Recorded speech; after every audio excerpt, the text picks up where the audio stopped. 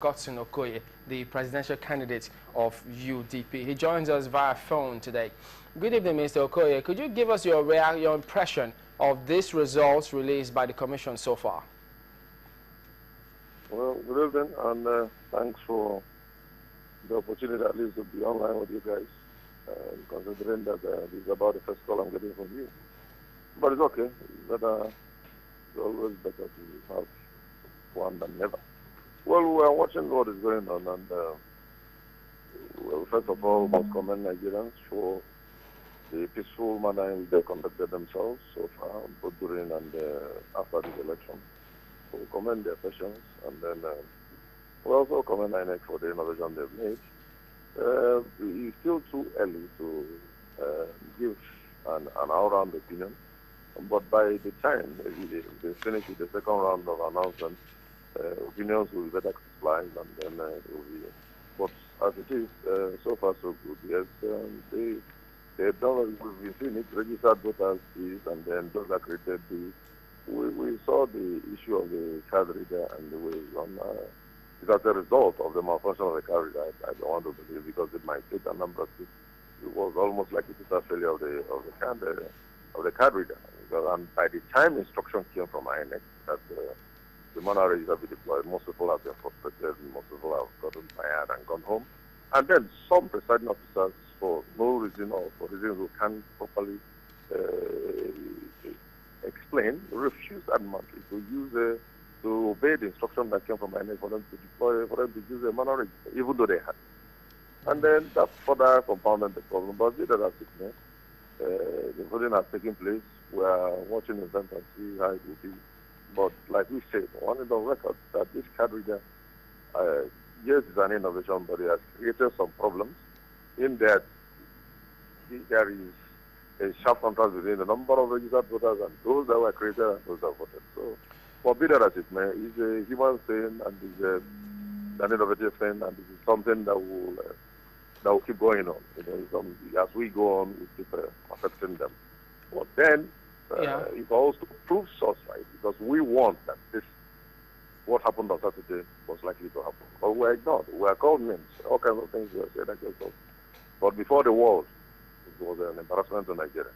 You know, in Enugu, you scored 1,623, in Ekiti 60 votes, in Ogun 562, in Kogi 180, in Osun 124.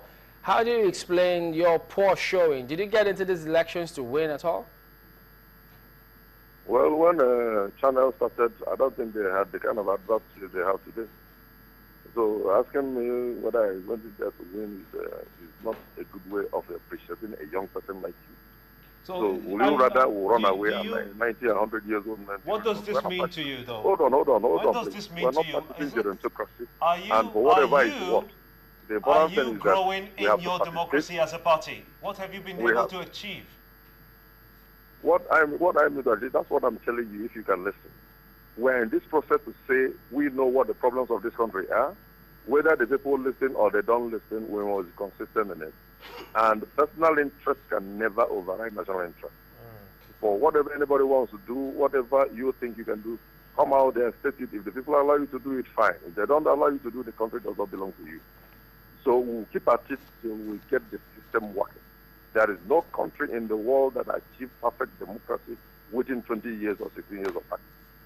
So whatever, howsoever you see it, I am not in this game because I must win. I am in this game to say I have an idea, and that is what is important. All right. You have said I scored this year. If I may jump in here, you did say that you have a very strong program for the country and for the people of Nigeria, and again you said that if the people liked the listen or not, but it's important that they listen to you so that your programs can come into fusion. But with what we have on our hands now, and the results that we see, are your hopes dashed? It's not about hopes, that's what I'm telling you, if you care to listen. What I am deploying are my resources. And if anything will make a message, like we're saying, we need generational change for this country to work. I have seen a whole lot of your staff. I know some of them. I don't think there's anybody in China that is above 60 years. what we're saying is leadership is generational, and every generation must choose and determine its leadership. And that's part of the reason I'm in the race. Yes, I have good programs for them, but it is also for them to listen. I'm not saying either take it or leave it. That's not what I'm saying. The first thing is for me to step forward and say, this is what I intend. Yes, there are so many reasons why people may choose who they want to choose. But it's not going to make me get violent. It's not going to make me feel disgruntled and walk away. I'm not going to walk away. This country belongs to us all. And the sooner it starts working, the better for everybody. And that's why we're there, because we know what the problem is. It's only when we're given the opportunity we can fix it. Most of the people that are there today or that have been there yesterday or the day before, most of them don't even know what the problem is. Or some know, but they don't care. All right, Mr. Okoye. Some know and they can carry on as they want. We've got to... The issue is, whether my hope is that my hope is not dashed. All right. Because at least we'll get your point, though. I've been able to get some views across the people.